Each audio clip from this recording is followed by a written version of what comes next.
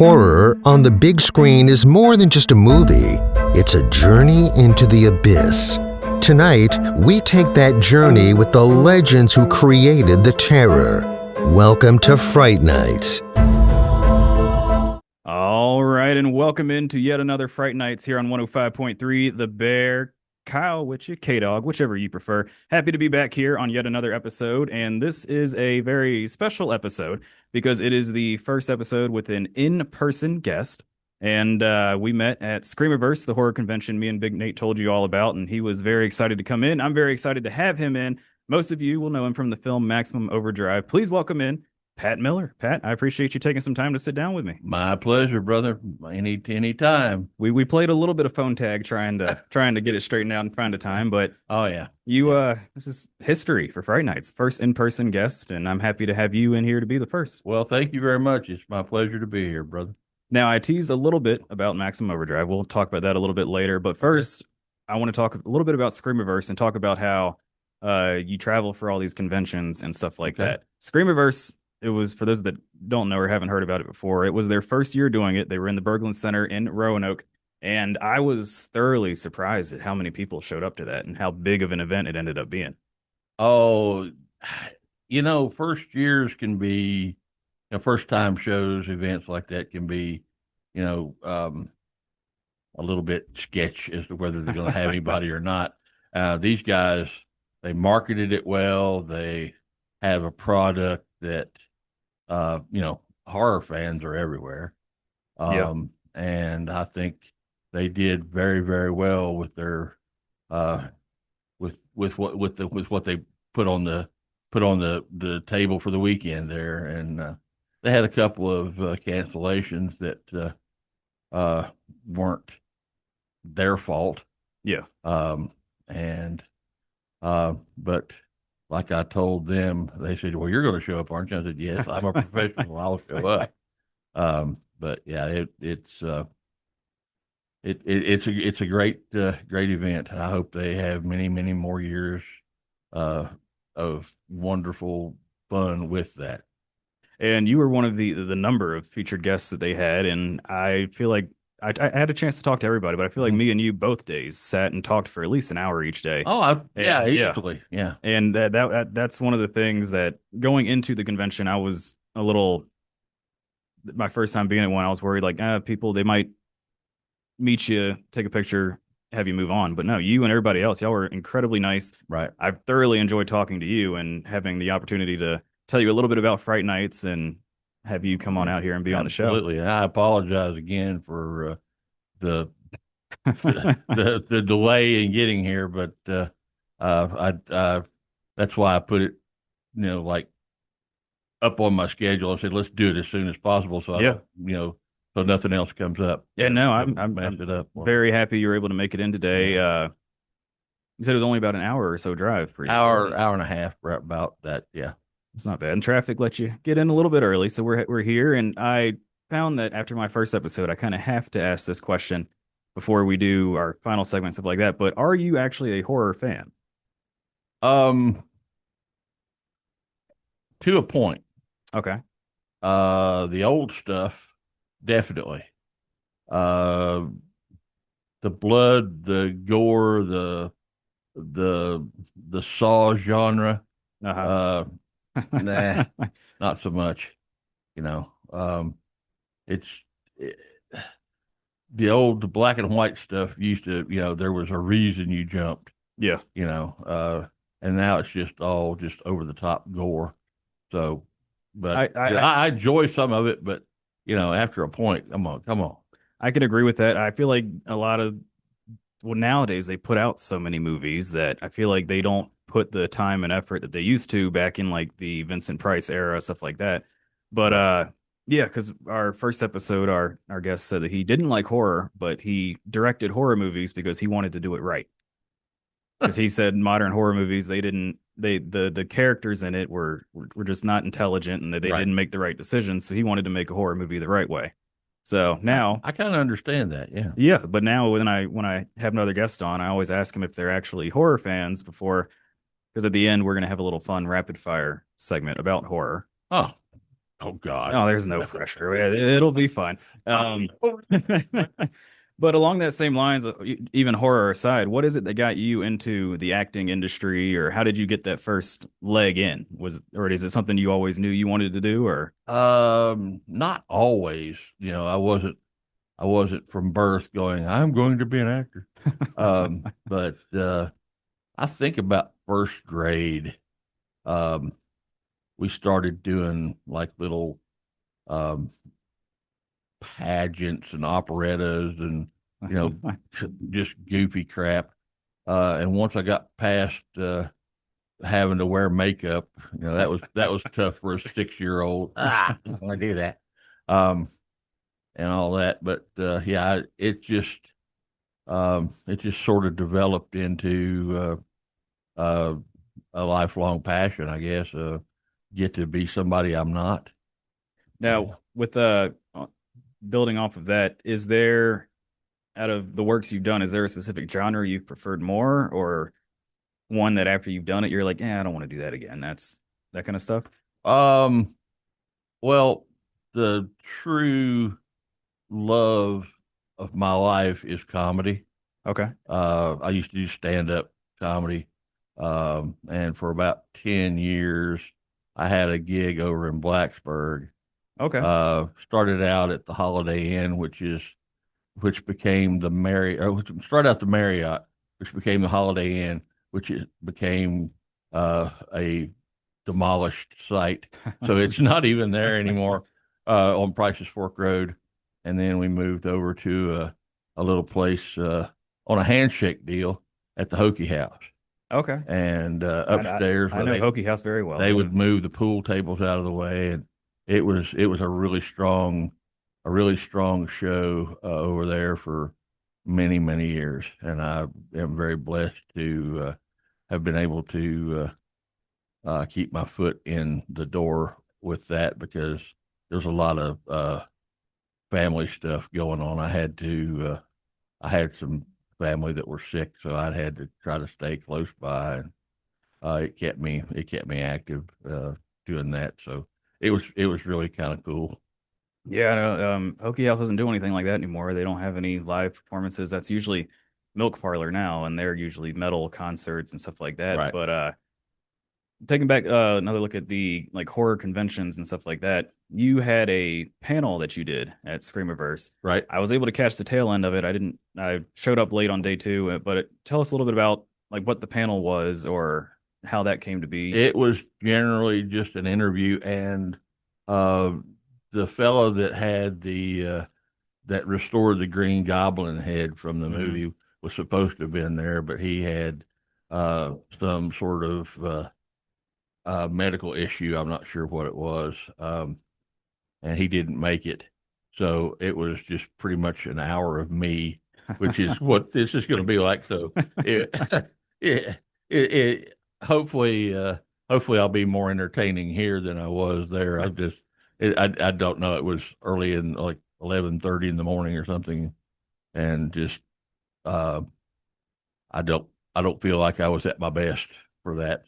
But there's just general questions about horror movies and Maximum Overdrive and all that stuff. Well, that's another thing that I've been curious about. When actors and celebrities like you travel for these conventions, how does that usually come to be? Like, do they reach out to you? Do you, if I go through a certain town, do you reach out and be like, hey, I want to come to this? Or what is the process of becoming one of the featured guests at a convention like Screamiverse or somewhere else? Well, that it's it's a combination of things. I reach out. I had an agent for a while, and they would reach out for me, which was much nicer. Okay. Then he left the business, and I just didn't replace him, because I'm not, I'm not getting any younger. So I just do, if I could do, I like to do about six or eight a year, one a month through the season. Okay. Sometimes two a month if they work out, that's great. But last couple of years I've done three or four. And it's not that I'm not bookable. It's just I don't pursue it as hard as I used to because I had an agent. It's his job to do that. So what happens is, it's like word of mouth too, like somebody says, "Hey, I'm doing such and such. I'm doing Screamiverse in April." And I said, "Well, hey, who books that?" And they'll say, "Yeah, let me get the contacts to you." And then you talk to them, and it and where the Goblin Head and I were going to be there together, that is um that's a win-win for everybody because you get to see the original head off the truck. Yeah. Plus, you get to see meet one of the actors from the film, and that that gives it more of a draw. And at Screamiverse, there was no shortage of people that wanted to come over and meet you and talk to you. And I feel like the fan interaction is a big portion of being a guest at conventions. When you're traveling and meeting all these people, do you have any stories that have stuck with you from these conventions and the years that you've been doing this? Well, here's the thing, okay? And this is as honest as I can be. If it were not for the fans, there's no reason for me to do any of these conventions because you're there to have the fans meet you, have an interaction with them, and it feeds them in the fact that they get to meet somebody that was in a movie they enjoyed, and it also feeds me in the fact that um, there's somebody that enjoyed my work, and we have an interactive discussion about that, and it's really really good. At times there are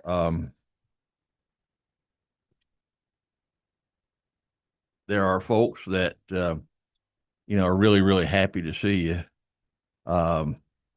and those are the good times.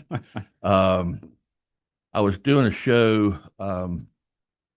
It was Mid America Truck Show, in Louisville, Kentucky, and I was there with the Green Goblin replica truck. Somebody built the entire thing, truck, trailer, the whole deal. Okay. Guy named Nate Lawrence out of Oklahoma built that. And he sold it to these folks in Breezewood, Pennsylvania, Caitlin, Curtis, and Trent Clark. And they take me out there every year to Kentucky. And it was third day, it's a Thursday, Friday, Saturday show. Third day, it's getting late in the day, and there's a guy comes up. He says he's a big fan. We're chit chatting away, and he's got a 17-year-old going on butthole son, and so this was not this year, but last year because we did it this year, and I'll tell you the reason I mentioned that. So he's over there, and I've got an assistant there next to me, and she's just as fun as you can get, very easygoing. And so he says, and it's just a really gruff, kind of abusive tone, or abrasive at least, says, "How much money did you make?" And she goes, "Oh, we haven't counted it yet." He goes, "Well, count it." And I'm like, "Oh, dude, that's two. You're getting ready to, you're getting ready to feel the ire here." And she looks in the bag and just, in the typical, if you'd have to know her to appreciate this, she goes, $40,000. He goes, "No, count it." I'm like, "Okay, that's it. It's on." So I'm talking to his dad. I sign a picture for him. He pays me for the picture, and I'm just like trying to get him out of here before I say something horrible.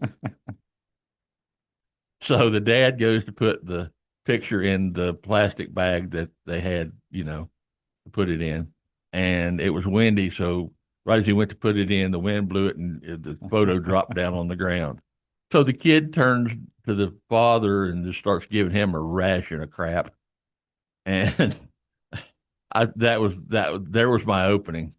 And this is from 20, 22, 24 plus years um, of handling hecklers and stuff like that in clubs, doing stand Now, I up. will say this is on YouTube and Facebook, so language is allowed. Don't hold back. Okay, all right. We So want to get the full experience here. no, this is clean. I kept it actually clean. So so he says he was just giving his dad just all kinds of crap. So I looked at him and I said, dude, he just missed the hole. Had he done that on the day you were conceived, we wouldn't be having this problem. His dad lost it. Kelly had to get up and leave the table. She just completely freaked out from it. And like there was, I don't know, 10, 15 people standing around there waiting to talk to me while, this was going on. And they all just cracked up. So, I mean, I don't mean to do stuff like that, because I am there to meet the fans and I'm there to have a good time. And I want everybody to come out with a positive experience. Yeah. So, cut to this past March, March of 25, the dad comes back over to me and says, man, do you remember me? I said, no, but I remember your son. He said, you killed him.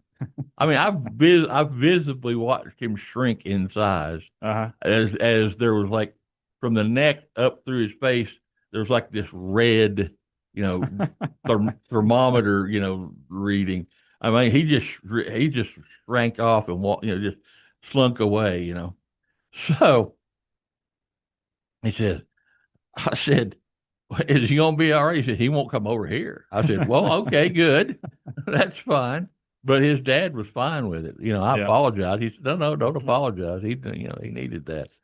No, that's like a lot of days you see, like I just going in the grocery store, that some children now are just so disrespectful to their parents, and the parents don't do anything about it. I'm like, back when I was younger, if I'd have said something like that to him, or if I'd have even looked at him the wrong way, he'd have taken me out the store, and that'd have that'd have been that. Yeah, well, this is like I don't know. I'm guessing he was 17, 18. I don't know. You can't tell anymore, But he was just being an asshole. Yeah. And to me and his dad, and well, like that. Like I said back then, my dad and my grandmother, they're like, I don't care how old you are. Oh yeah, yeah. You catch the backhand. I remember this when I was, 16, 17 years old. My dad, the door was on the right, and my dad was shaving with his right hand, and I walked by the bathroom and said some smart ass comment, and he was shaving with his right hand, and he somehow took his right hand, reached around the door, and hit me in the back of the head so hard that I went sailing down the hall, and there was a full length mirror at the end of the hall, and I crashed face first into that thing. So yeah, I know. Yeah, you just don't mess around. Now that was the story I was hoping you were going to tell. I remember us talking about it at Screamiverse, but I couldn't remember the details and didn't want to bring it up and be wrong. You went with the wrong. But on the other end of that, what was the I don't know, most heartfelt or that kind of interaction? Wow, there are a bunch of those. The first convention I did on my own, booked it, myself, was over in Harlan, Kentucky. Okay. And there was a couple there who came all the way from, I think, Cincinnati, Ohio. John and Stacy Horton. I remember their names. Okay. They said, we drove all the way down here just to see you. I mean, really, it's like I'm guessing 4.5, 5 hour drive. Yeah. And I mean, how do you appreciate that? I mean, it floored me. I mean, I'm pretty humble guy for the most part, but something like that and we're still friends with each other on Facebook, and they're just big. They're big horror fans. And that's the thing, like I've learned talking to some of the other actors in the horror industry on previous episodes is you get a lot of them that are in it for the money. But then there's some that they just love what they do, like you, and then they have fans where you get the actor doesn't think like, oh, that didn't leave that big of an impact. But there are fans that no matter what you do, like they're gonna love the film and they'll travel across country if they needed to come see Right. you. And Right. I think that's like like you get that even working here in radio like I do. We have fans that will super fans that they'll bring us food and make sure that we're fed here at the studio and stuff like Right. that. And they always come to every event we host. And like even as from a radio DJ perspective, that's something that sticks with you. You remember those names much more than somebody that just shows up and wants to get free stuff at these events. So Right. people that Right. come out and actually make the effort. Yeah. And I feel like it's very similar to what you go through as an actor, having the fans that show so much support and come out and see you no matter whether you're 4 hours away, 12 hours away, that kind of stuff. Yeah. And the other positive experience you get from this is I actually got cookies this last time at Screamiverse because this lady from she and her husband came down to Kingsport, the Smoky Mountain Terror Festival last year, and Okay. we all I had talked to John on the phone or on Facebook on Messenger from my fan page, and I didn't make the connection, but when he told me his name, I said, "Oh, that's you." Okay, it's always great to put a face with it. But she brought me cookies, Yeah. and they were really good. Um, Another thing too is the actors and actresses that travel in this little, horror circuit. Um, they it's like a family. It's like a little traveling circus family. You know, and that's word of mouth. Oh, who booked that? Okay, well, let me get this, and you Yeah. call this guy, and I'll call this guy, and we trade numbers and stuff. And it's usually folks are they're very, very, cordial, nice, professional. But I was having a little bit of a rough time personally, confidence wise at Screamiverse, Hmm. and um, I don't know what people's belief system is or anything. I'm not trying to change any of that, but somehow I got placed next to this lady um, at Screamiverse, and it was like it was divine intervention or something. Uh, just a just a wonderful, wonderful lady. Her name's Candace Rose. I don't know if you've had an opportunity to interview her yet or not. We she did say that she wanted to, but we haven't locked down a date yet. But Well, she's just. I'm sure that you would.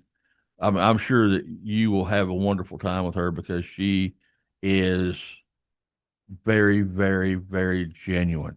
yeah, She's good people, and it's like I had met like a member of my tribe that I hadn't met before. You know what I'm saying? Just she she built me up without blowing smoke, yeah, and told me some stuff I needed to hear. Um, both good and motivational. Where pick it up here, pal. Come on, But yeah, she's just it's just. I mean, I've never had anybody that was a neighbor that I just couldn't get along with at all. yeah. But this one, you said the heartfelt stuff, so yeah, she's just tremendous. Yeah, and I noticed like even the hour or so that we talked on the second day, she would come over, give you a hug every now and then. Oh yeah. She'd join the conversation. Oh yeah. And yeah, she was also a very nice woman to talk to, and I completely understand what you meant. Like even when I was talking to her, trying to pitch Fright Nightz and doing it with her, it didn't feel like she was obligated to listen. She wanted to hear No, about she's, it, and she's genuine. yeah, She's the real damn deal, brother. I'm Yeah. telling you right now, she is just she's one of the good ones. And Screamiverse, especially, like I said, that was my first horror convention. It was Wow. one of the closest ones that we've had in years. And just being there, and like even the vendors, they weren't there just to sell. They wanted to talk to you about their what they were doing, their businesses and everything else. And then all of you as guests were all incredibly nice. Well, And thank you. I'm glad. I'm honestly glad you had a good experience. I did. That and that. Yeah. The folks that did come in there and had the positive experience, um, was it's good for them. And like I said, there were a couple guys that canceled. One guy had COVID. Yeah. Uh, the OG Michael Myers. Uh, That's right. He was supposed to be there. yeah, and he canceled because he had COVID. Well, I'd rather him cancel and Yeah. not give everybody in the room COVID.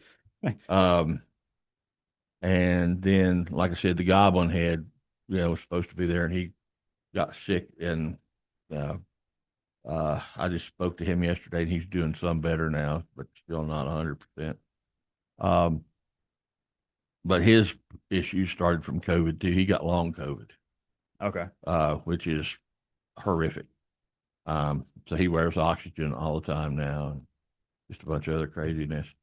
Um, but uh, the one there was one lady um,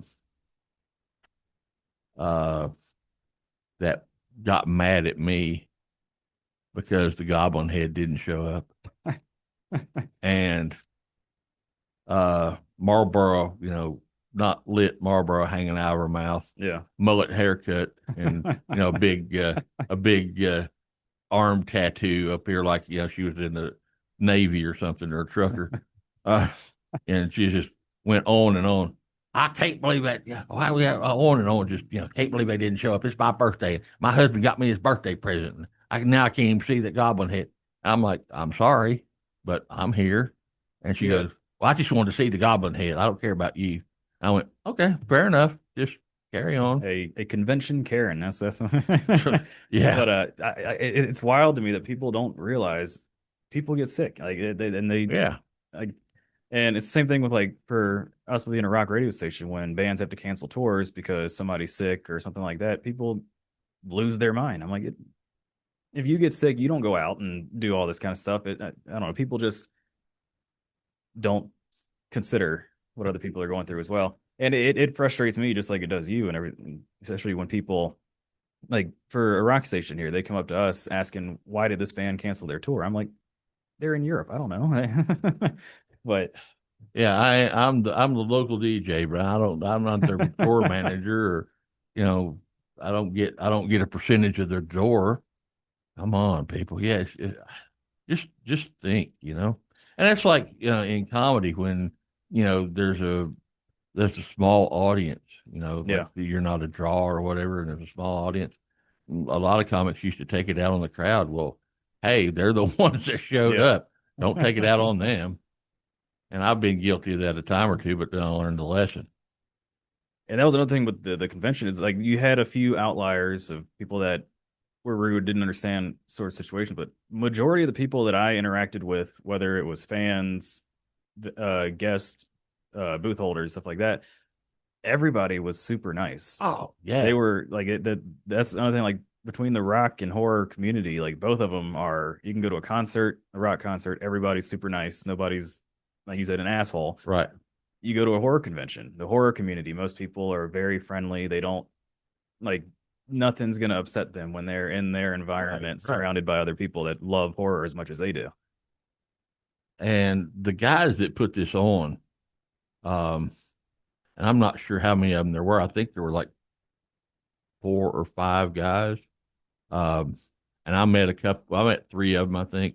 2 of them I remember their names, and the third guy was like in and out, quickly, and I didn't catch the name. Um, but they had, as the kindergarten kids say today, they had their poop in a group.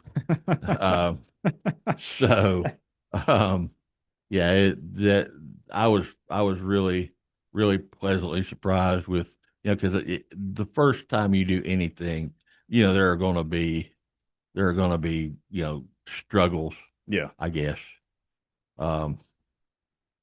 But there were very few. At least if they're they were doing it like ducks. Let's put it that way.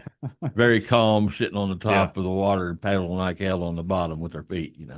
But if it was if it was if it was rugged, I didn't see it. Yeah. And it's all right with you now. We're going to drift a little into the acting career Okay. of Pat Miller. All right. And I mentioned to you before we started, I sat down last night and I rewatched Maximum Overdrive just so I was fresh on it, didn't miss anything. Okay. And I watched for the first time another film you were in briefly was Terror in the Night. That was from '94, wasn't Right. it? Correct. That one was based on a true story, wasn't it? Yeah. Made for TV movie. And we filmed that in '93, and I had to try to get from Virginia to Charlotte, North Carolina, where they filmed it after the blizzard of '93 hit. Okay. So it was an interesting drive, but once I got to Charlotte, it was like, well, where's the blizzard? It just didn't hit. And that was Justine Bateman, and I can't remember who else was in that movie. Gerald McCraney was in it, but I wasn't in the scene with him. I had one little scene, and then they find my boots in the fire where the psycho killer had. Oh, I didn't mean to. Spoiler alert. Yeah, like anybody saw that, but it was a made-for-TV movie. So the big thing I wanted to take from this is with it being based on a true story. I don't know how loosely it was tied in, or if it was fully like they tried to keep it as close to the story as possible. But is it different acting for something that's based on a true story because there's that expectation to keep it accurate, or is it going into that? Is it just like doing another film? Basically, film is film, but doing a true story, you have more reference material, research material. So you always, as an actor, you always want to build a background for the character. This is basic acting 101 stuff. But in a true story like that, you have the historical guides to kind of help you along with the timeline and maybe give you some background information motivationally for the character.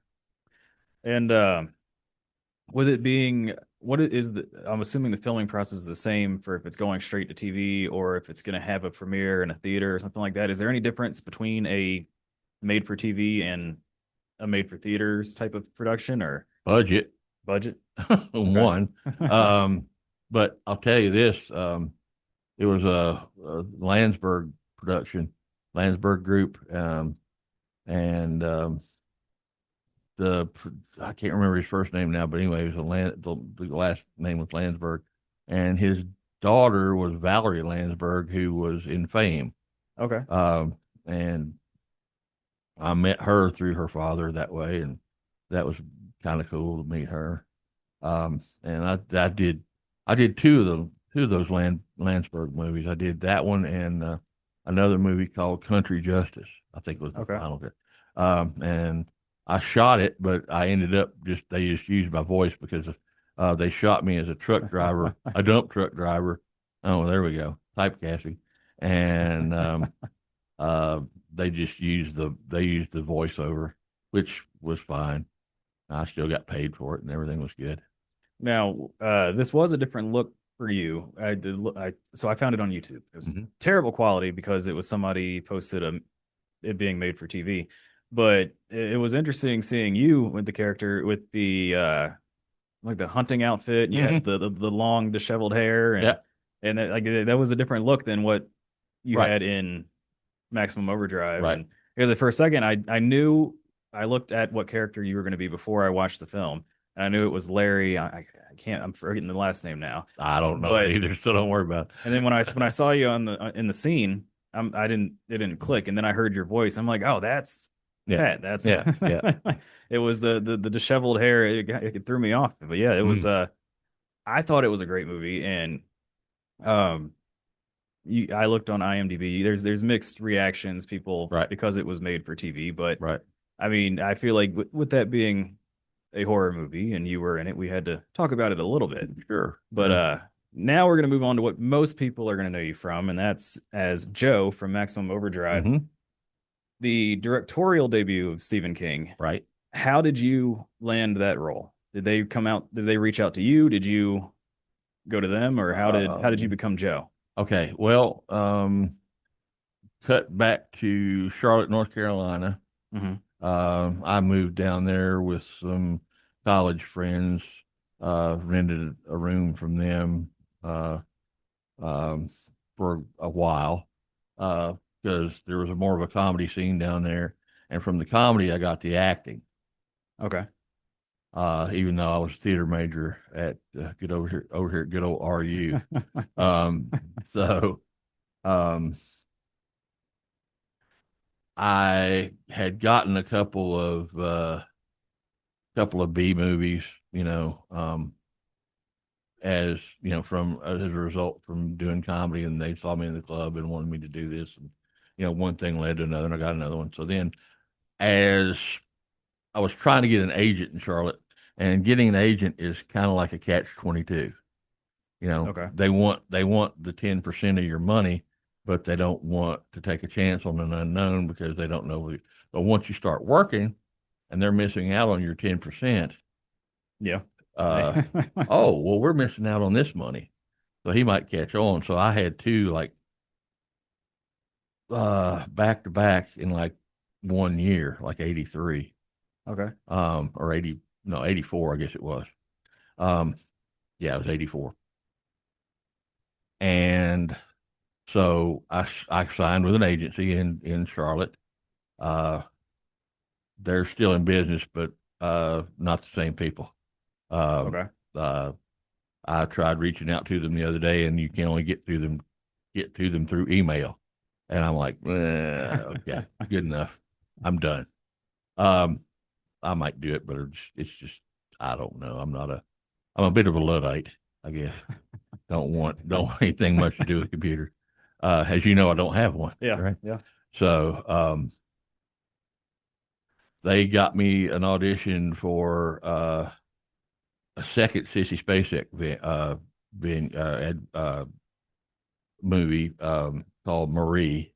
It was a political thing. I didn't get that. And then the next thing they sent me for was down to Wilmington for Maximum Overdrive.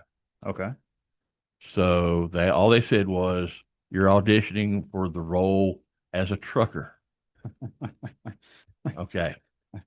So um, I put the denim shirt on. I put the jeans on. I put a ball cap of some sort on or another, and cowboy boots, and went in and read the scenes, and it was not for the trucker; it was the Joe part, and the scene they had me reading was the toilet scene. Okay. Okay, and if anybody knows the movie, then they know the scene. Well, we'll talk about that. Yeah, We'll get exactly. we'll get to that one. So I read the scene, and they said thank you very much, and I didn't really pay much attention because it was a cattle call. Yeah. Hundreds of people in there reading for something, and I didn't notice many people in the room. There were probably 6 or 7 people across the table there, and yeah, the only the only person in the room I really noticed was because I was 25, and the only person I noticed in the room was this really smoking hot blonde, who later turned out to be De Laurentiis' wife. So yeah, okay, yeah, like you got a shot in hell there, fat boy. But anyway, but she was pretty on the eyes, very, very easy on the eyes visually. So they thanked me, and I walked out of the room. I thought, well, that was just kind of stupid, waste of time, because it was just literally, okay, thank you. Yeah. Okay. And no comment, no want to try it another way, want to do it, nothing.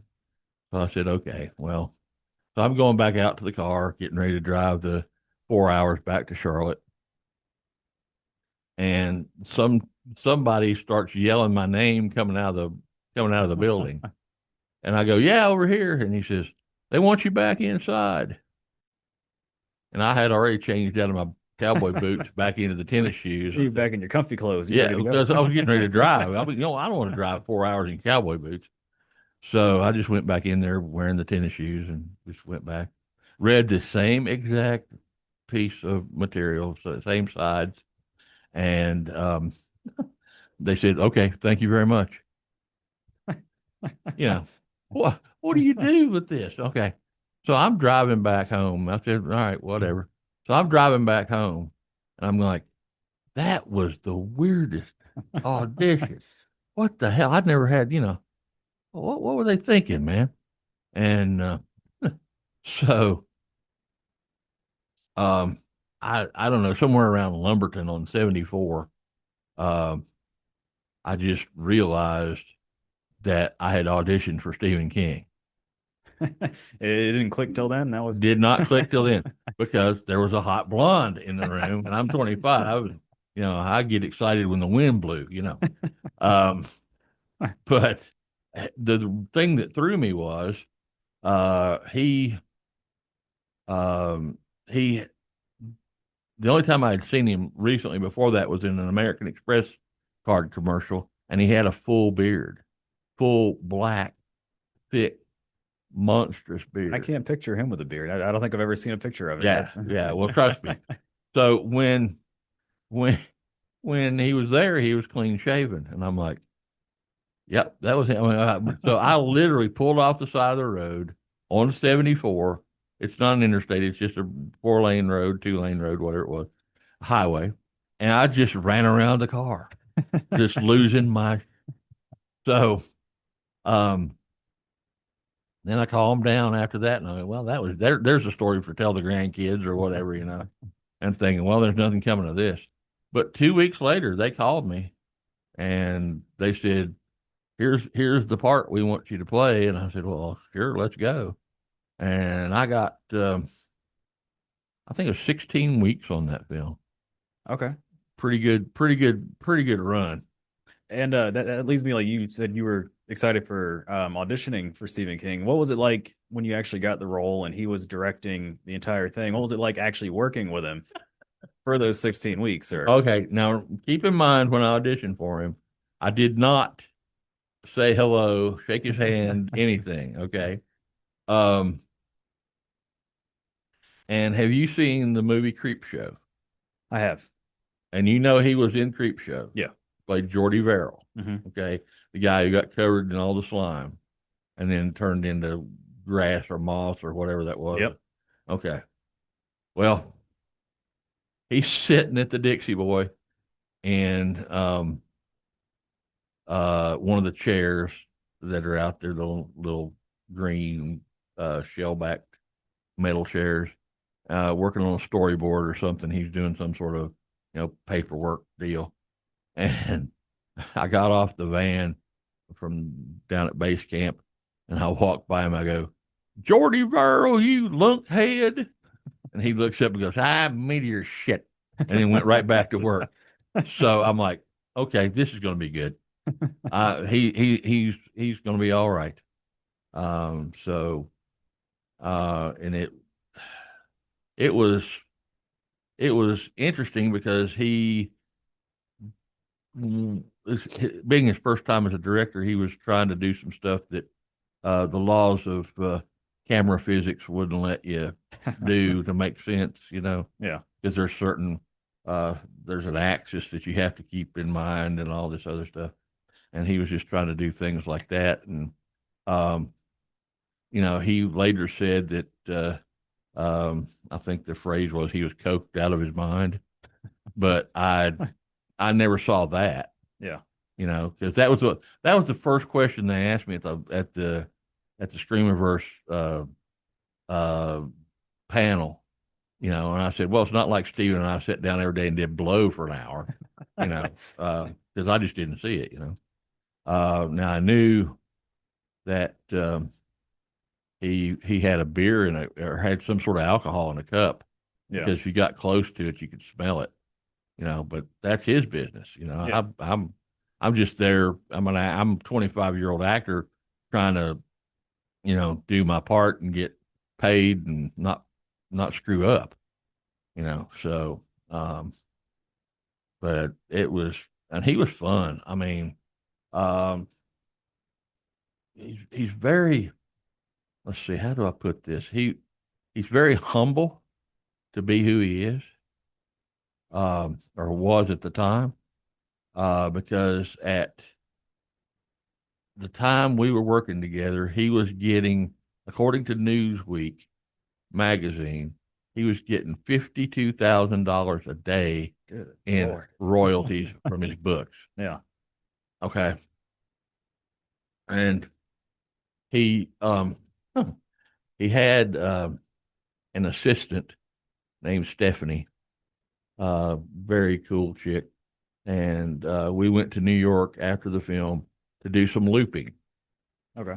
And looping is where the sound gets messed up, and then it's much like sitting in a studio like this with headphones on, and you get 3 beeps, and then you speak your line again. Okay. For to cover up, of like if a plane went over, or somebody coughed or farted or whatever, during the scene, whatever. And so I had a few of those to do, and so we're during a break doing this time. I asked him, I said, if you ever decide to make any of the Bachman books into a movie, I'd love to audition for Thinner. So we're walking down to the restroom together, and he says, well, we'll probably go with a bigger name, but if we do, that's probably what it's going to be. I said, oh, okay. And we're walking almost to the bathroom door now. He goes, so you think you'd be willing to lose 150 pounds for the role? I said, yeah, man, I sure would. And right as he turns to put his back in the bathroom door to step in, like a surgeon going into the operating room, he had to have this planned out because it couldn't have been this cool otherwise. He says, oh, that'd be easy for you. Just cut off your head. And he opens the door, and the reverb from the bathroom just makes it sound like an echo chamber. I'm like, screw you, Stephen. But I mentioned Stephanie at the same trip in New York. He rode down to Wilmington on a 1974 Honda 400 or something. The guy's making 52 grand a day. Yeah. And he's riding a Honda 400. Okay. And he sees we're coming out of the looping session. He's talking to Stephanie. He says, he looks over and he sees like one of these ninja bikes, the ones where you're riding down the road looking like a monkey trying to screw a football, on those bent over things. He says, one of these days, Stephanie, one of these days.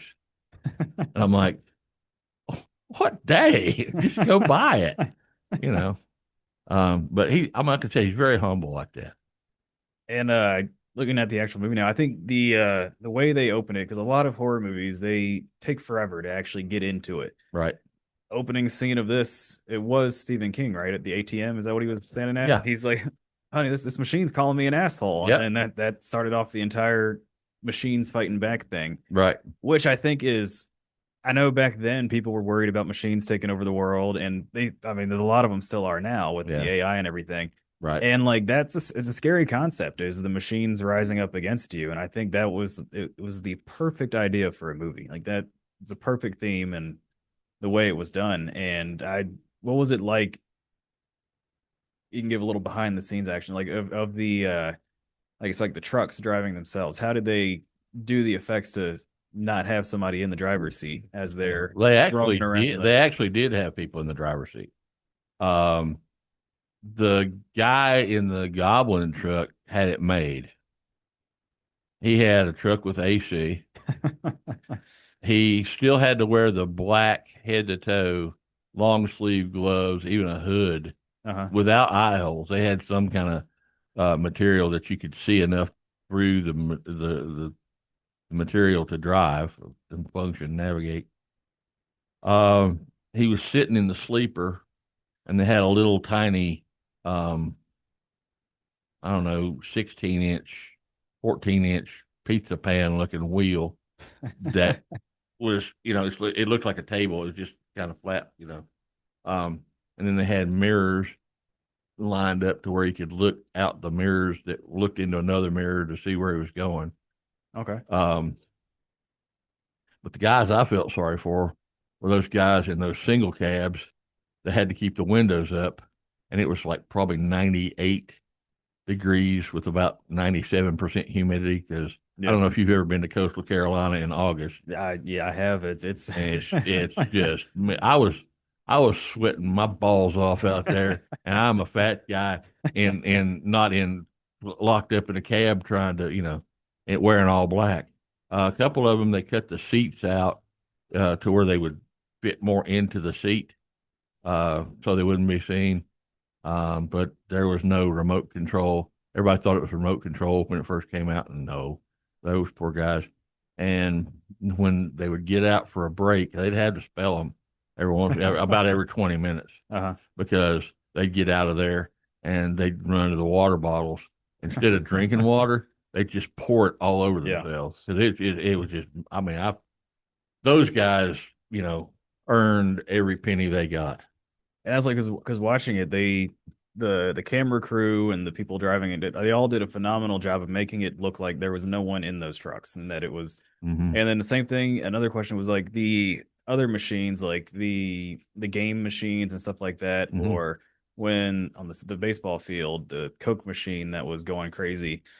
Did they? How did they have the machines like look like they were on the fritz, or did they? You know, this movie was shot in continuity, for the most part, with the exception of the night scenes. We had to back up and do those. But I wasn't there for the baseball machine, the Coke machine. And I do want to go back to one point I made earlier about Saw and all the blood and gore and everything.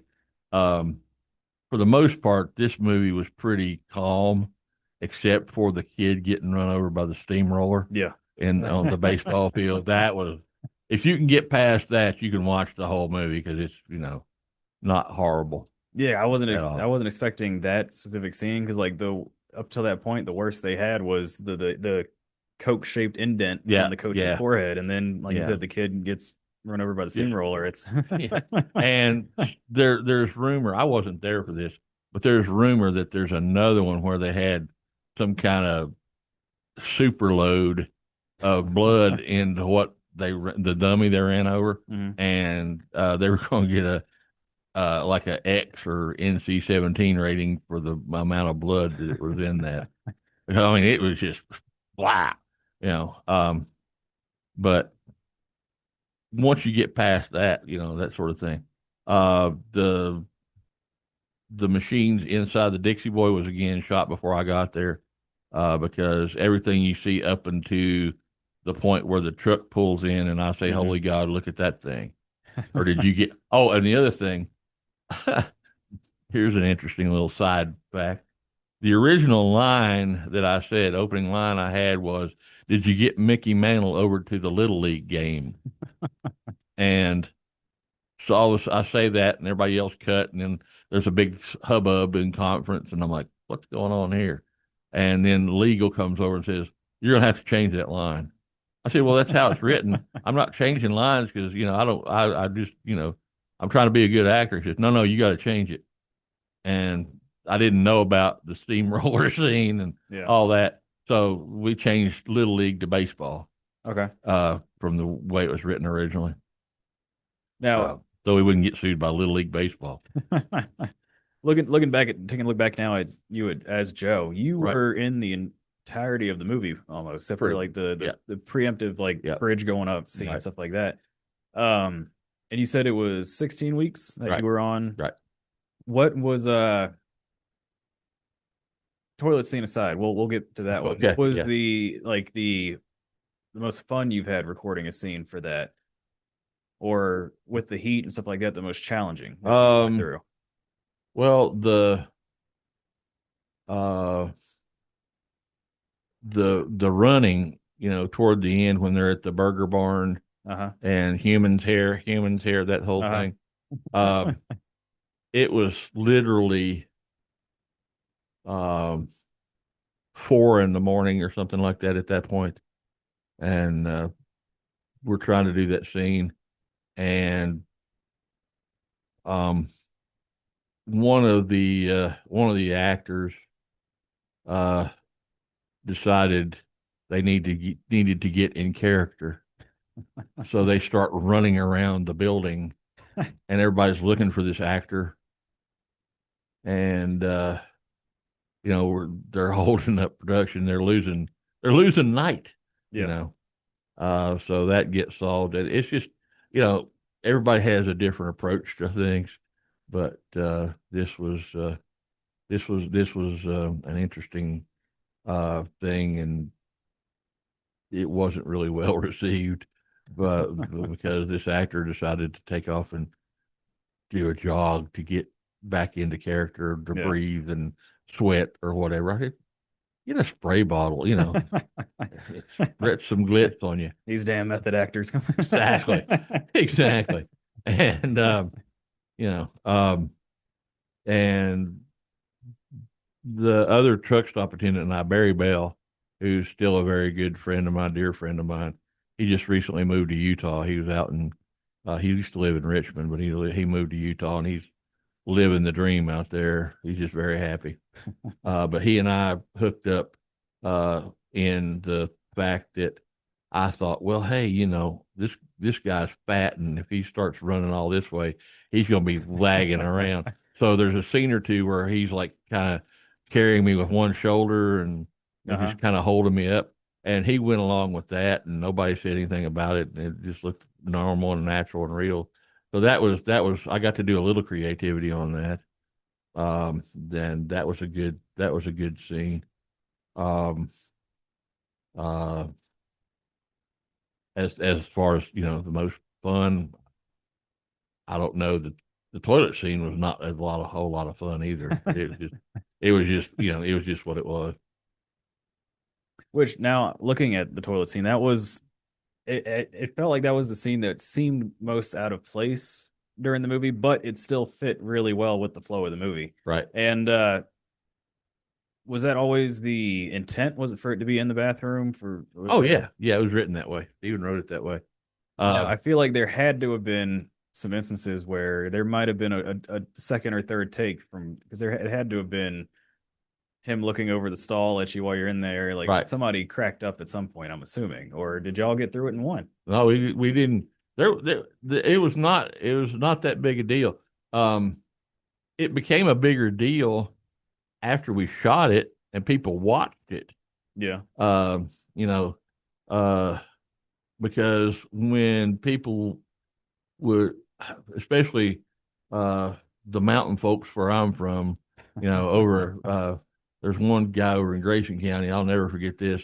I was getting a culvert done and had the VDOT people put it in, and this guy, they said, "Oh, he's that movie actor." I was like, "Yeah, I was it." And he goes, this little guy says, "Oh yeah, that's right. He's the one who's on the shitter."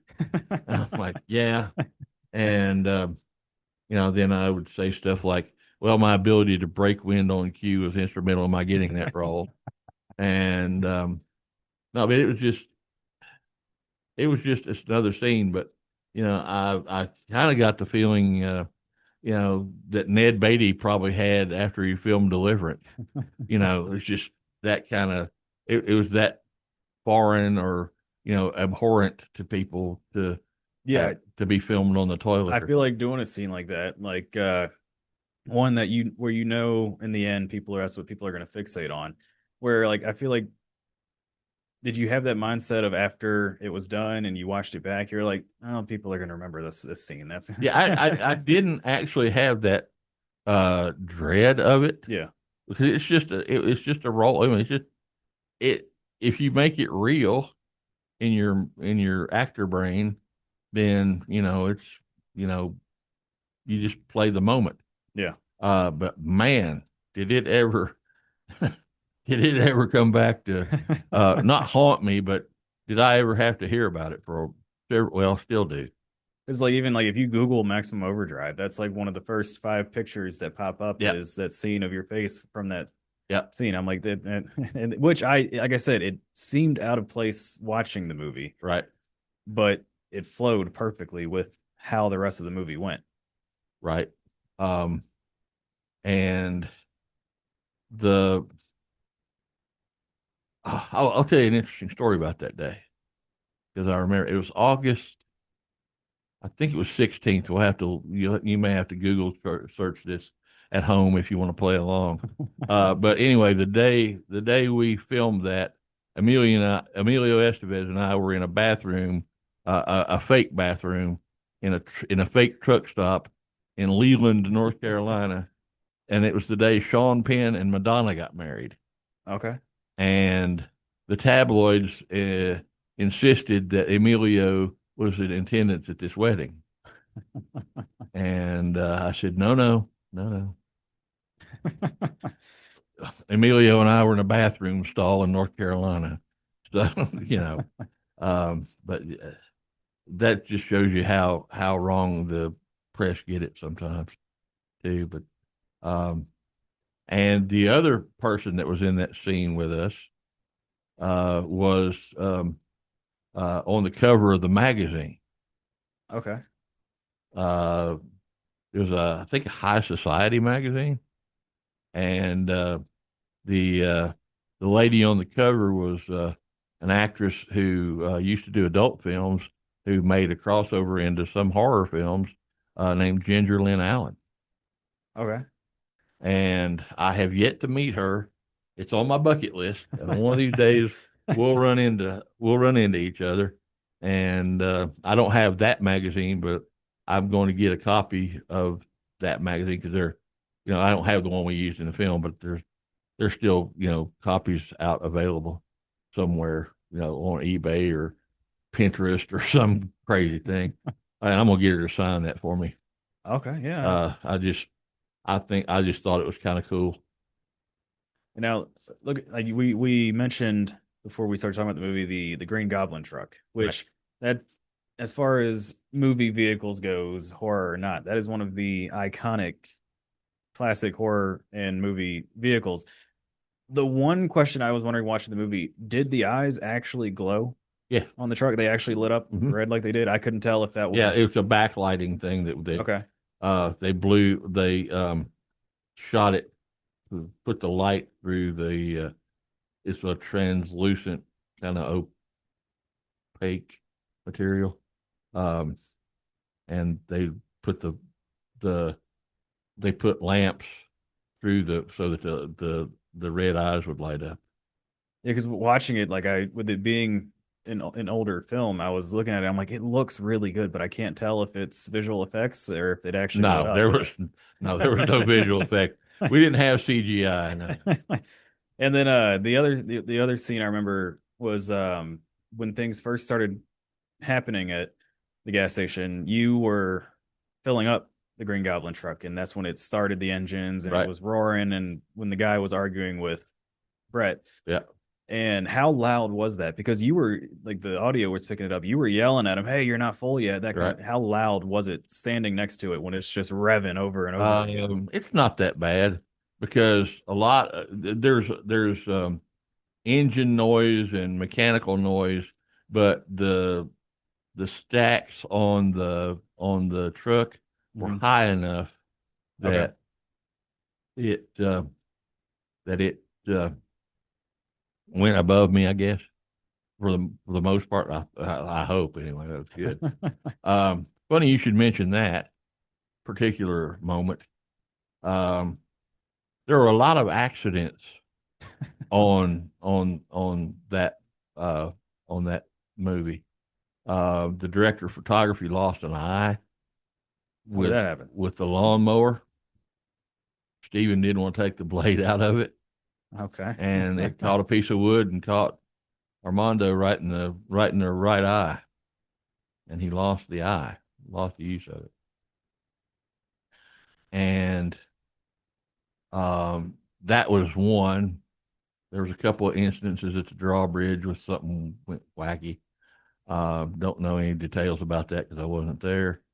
But the stunt guys were supposed to have had that uh, pump nozzle and hose rigged to where the hose would slide out of the heavy handle. Okay. And they put it in there with some kind of adhesive, and the the heat caused the heat adhesive to stick.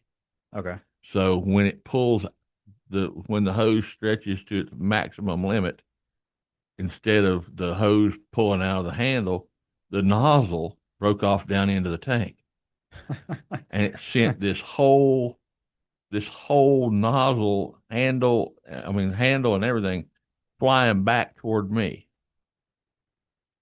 and it hit me. And I'll give you three guesses as to where it hit me. Where's the Where's the one place you don't want to get hit as a man? Oh, that's the nuts right there. Yeah. Yeah.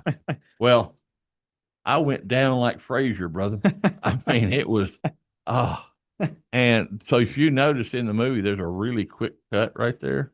I didn't notice it. I'll have to go back and look when I get off today. And it's no, now that was one take. I said, I'm not doing that again because I told the guys I wanted to stand over next to the pump. And had I done that, I wouldn't have gotten hit. Yeah, because you were right up next to the truck there. Yeah, that's what they wanted, for the danger of it or whatever. I don't know. Well, there was danger, all right, but so I mean, it was awful.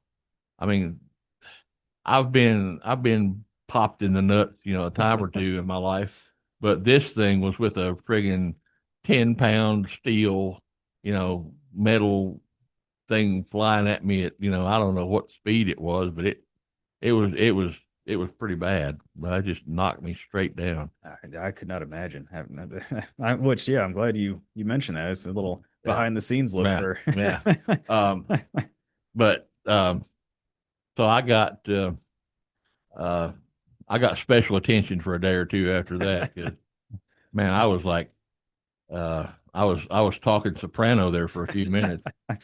Oh, but and then they took me to like an urgent care type thing, got me checked out because I can imagine. I was hobbling, and they actually, I shouldn't say this, but it's the truth. They actually did they did an ultrasound of my testicles. They got that little wand, with the gel and stuff. And I'm like, well, this kind of feels pretty good, So it wasn't all bad, but whew, man, did that hurt. No, like I said, I've been hit before, but nothing compared to that. And I mean, a friend of yours, will, slap you or whatever. Well, but no, that was like getting nutted with a sledgehammer or something. Now I feel like we've covered a lot of Maximum Overdrive. Before we go into our fun segment here near the end of things, is there anything about Maximum Overdrive or any other in your acting career that I may not have touched on that you want to talk about? Because I always tell my guests that I have sort of a guideline here, but I am never opposed to you guys going down any rabbit holes, or if there's a story that you want to tell that I didn't bring up or something like that. If there's any of that, feel free to. I think we pretty much covered it. All right. Well, then, like I said, our last segment I've been trying to do is kind of fun. It's not rapid fire. Like, none of my guests have actually been quick with it when I ask them the questions, because a lot of them I've still got to think about, and I've been asking these questions every episode. Okay. But if you're ready, we'll jump into it. Okay, let's do it. All right. The first one's your favorite horror movie of all time. Well, it'd be kind of silly to say Maximum Overdrive, but it did pay me. I think probably the Boris Karloff Frankenstein. That is a good option. Karloff had phenomenal movies. That's like we had like, oh, that was the other thing. We're gonna put a pause on the rapid fire real quick. Okay. Speaking of Karloff got me leading towards Metallica because Kirk from them has the Mummy guitar. You told me at Screamiverse about a horse that you have. Right. That I didn't have a chance to speak to Metallica. No, it's fine. No worries. But I figured that there's a very slight chance that somebody that listens to this might have a way to contact Metallica and let them know. Tell us about, is it Enter Sandman? Yeah, it's instead of Sandman, it's Sann man, Sandman. It's a quarter horse. He's an own son of a horse called Sandman, who is a son of Metallic Cat. So Metallic Cat, and so Metallica was all behind the Derby horse Sandman. Yeah. And so I own a horse called Enter Sandman, and he's really nice, and I hope he's gonna. I hope to have a good show future with him, and maybe he can turn into a stud prospect. But if anybody out there knows any way of reaching out to people who's Metallica's management or whatever, we'll take all the swag we can get. But I think what I'd like to do is just when he enters the show ring, just play snippets from the opening of Enter Sandman. I think that would be pretty cool. Yeah, cool. But like I had that in my notes Yeah. for made sure to mention, and then once we started talking, I haven't looked at my notes once. It's just been we've been going. Yeah, and that's the way. I don't know about you, but this has been a very pleasant thing for me to do. No, I've enjoyed it too. Like I said, I usually it's just like two friends sitting around chatting. Yeah, and like I always have notes ready just because you never know when you're gonna have a guest that's just not as interactive. Right. But yeah, I haven't touched the notes I've got for you, and now we'll jump back into the rapid fire. The rapid fire. We've talked about favorite horror. We're gonna go favorite final girl. Favorite final girl. So like the lone survivor, whether it's like Ellen Ripley from Alien, you've got Friday the 13th series, stuff like the that's what they call them, the final girl, the one who made it.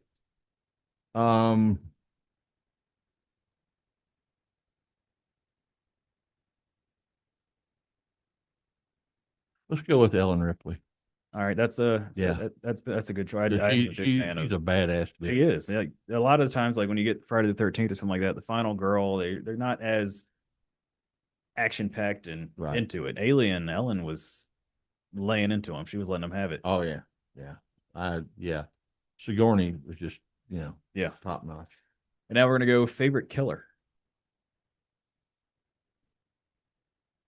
This can be a slasher, a creature feature, monster flick. Just because I want to put a koi pond into my yard, and I saw this really cool sculpture thing that you could put at the edge of your koi pond. Okay. I want to say Creature of the Black Lagoon. That's a good one too. Mine is it's a little more recent. I'm like you. I don't like a lot of the gore, but there's some movies that do it really well. My current favorite killer is, I'm wearing the shirt for it today. It's Art the Clown from Terrifier. Oh, okay. It's just something about a killer that never speaks, like the Jason Voorhees back in the day. He never said a word. Art never talks. That's just, it adds that little extra horror factor because they don't flaunt, they don't gloat about what they're doing. They just never say a word. Yeah, modern favorite killer would probably be Billy Bob Thornton's character in Sling Blade. That's also a good choice. Next, we're going to jump into favorite series, horror series. Okay. Well, we'll say at least a trilogy, at least 3 movies. Not Saw, because it's just too. I don't know. I enjoyed it, the first one, but 7 or 8 later, nah. Yeah, and now they're on. I think they're making an 11th one. Yeah, next year. Crazy.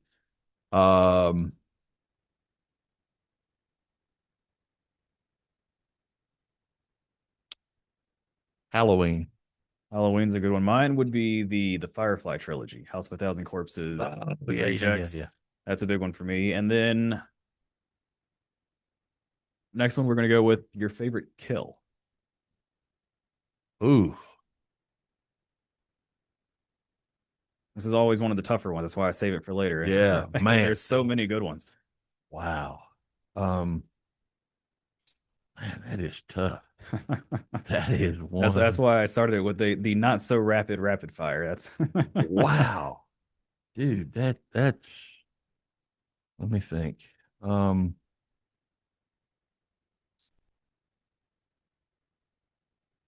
can't think of the name of the movie. Hold on.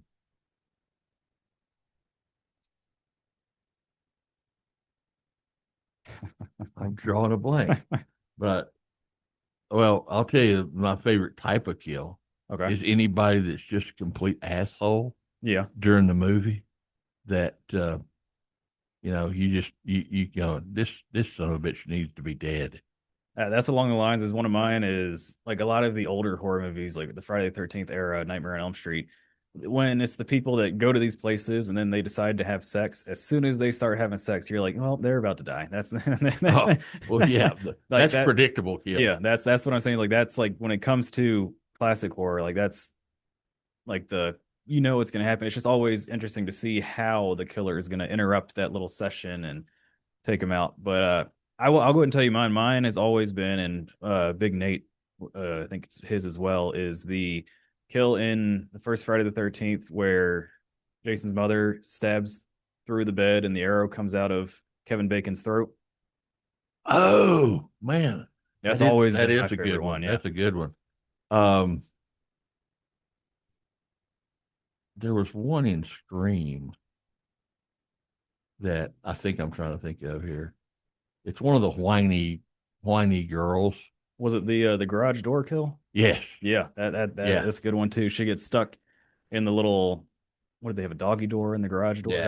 That was always weird to me too. But Yeah, I always like that one because it's you need to be dead. yeah, You know. I like it. That's what the first guest I had on here was talking about. He's like, people make such stupid decisions in horror. That's why he wanted to direct it and where they actually had a chance. But that is a good one. And last one is more personalized for you. It's if you could, well, it's a two-parter. The first is if you could act with anybody, past or present, who would it have been? Ooh. And we'll say stick with horror from the horror community. Well, from the horror world. All right, let me think about that because that changes my answer quickly.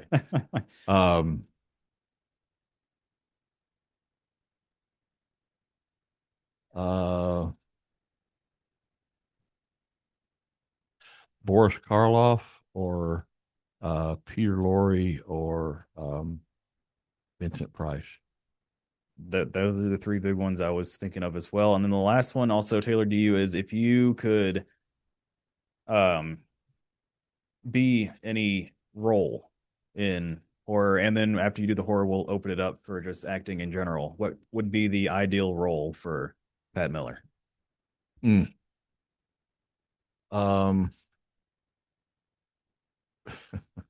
This is going to sound petty in a way. But I would love to go back and have had a shot at Thinner. Okay. Because no disrespect to the fellow that did it, because it could have been the directing or it could have been whatever. But I just think there was a lot more left. There's a lot more, and this does not mean it's a fat joke. I think there's a lot more meat left on the bone on that character than what we got from the movie. Because the book, when the gypsy cursed him, that sent shivers through my spine. Yeah. And it just, I think there could have been a lot more reaction to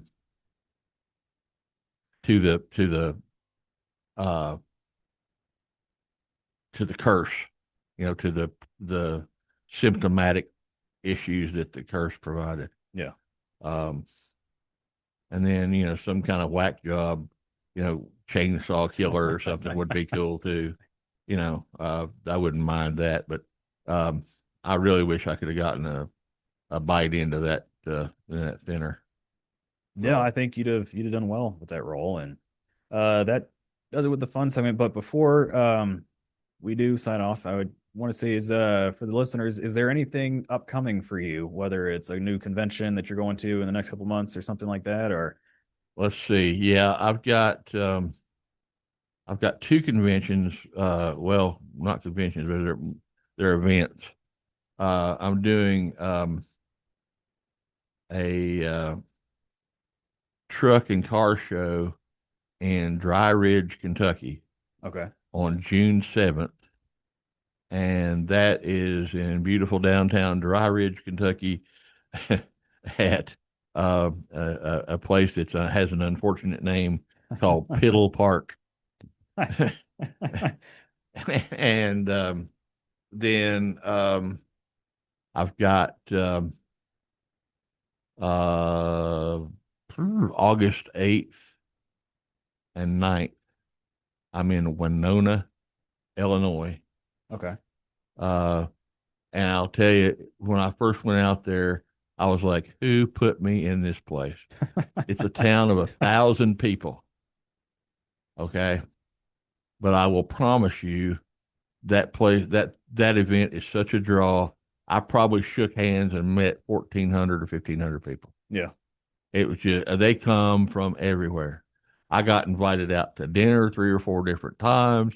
I couldn't do any of them because I had previous engagements.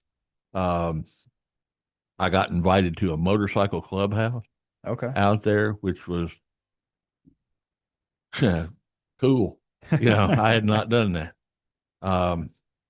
And then the next one is a little bit closer to home, and that's in Shelby, North Carolina.